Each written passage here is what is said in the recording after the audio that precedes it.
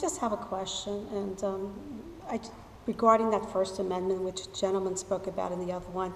My question is the First Amendment really, regarding the adult entertainment, as you know, that the adult entertainment industry challenged New York State on that when all the adult entertainment was removed from Times Square. It was challenged. They lost. The adult entertainment industry lost because they challenged it on the First Amendment. It's not. They cannot challenge it on that because they've already lost on that. They won't do it again. So I think in being scared to challenge that and go to court on this is not the right way. You have to challenge it. And to be afraid that you're going to lose some of your rights under whatever codes you have, I think that's just backing off. I think you need to challenge that.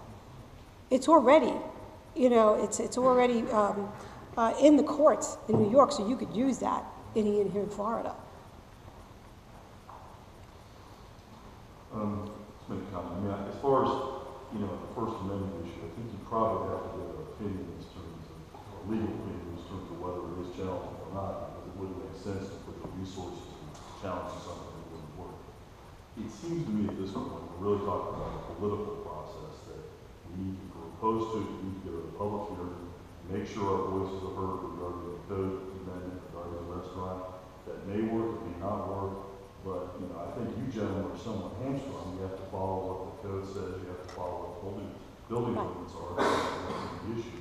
So again, I would urge everyone to talk to your county commissioners, not just Melissa, but all of them that can go through this process. If you are opposed, and see if you can get a consensus or majority of the commissioners to say we're not going to allow this, we're absolutely making that call. I mean, the other alternative is that maybe he'll go forward anyway and just have a adult entertainment business for our restaurant. But that seems to me that's the most viable approach at this point. This project was originally in District 6, and now it's actually in District 2, and it was District 2 in 2012.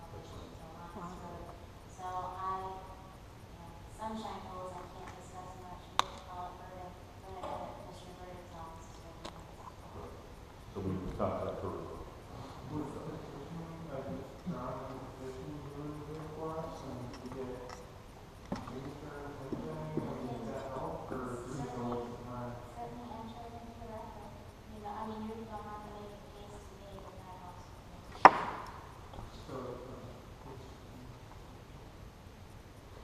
You said, and correct me if I'm wrong, they submitted a site plan. Are they asking for any variances in the site plan? None whatsoever. All the property development regulations of the ULC. As far as landscaping, parking, setbacks, they comply with all what's required. Did they hire their own traffic engineer to do a traffic study on the roads? Because they're going to have an ingress and egress on. Well, once again, the restaurant wasn't looked at for the building itself. I'd have to check and see what they submitted to the committee during the pre-application to talk about that. But it was part of it. They talked about the approaches for entering and exiting the facility. And the main entrance is on the list, and the small entrance on some.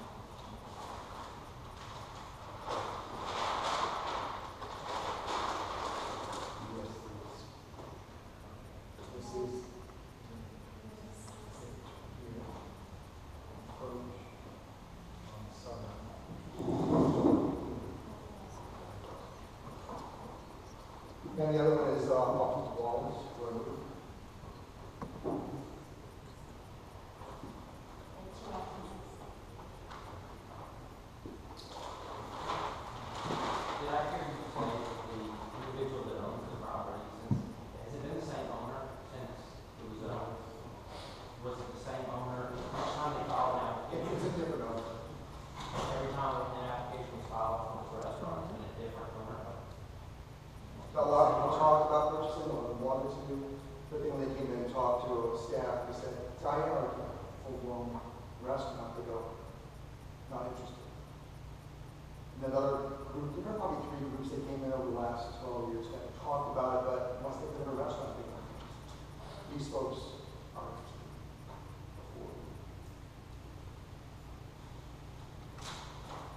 I would just like to say from firsthand knowledge, unfortunately, the land use, the zoning, you can't get around that, but anything else that they want to do, it's the power of the people. If you oppose something, you let the people and let them know and let your voices be heard.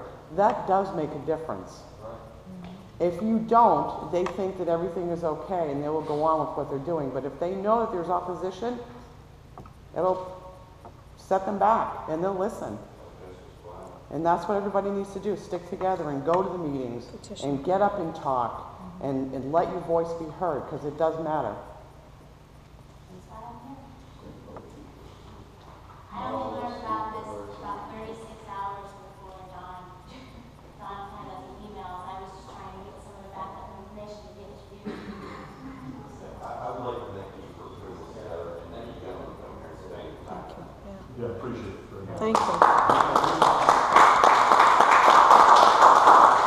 And I encourage you to come up and take a look at the paperwork while it's here if you want to.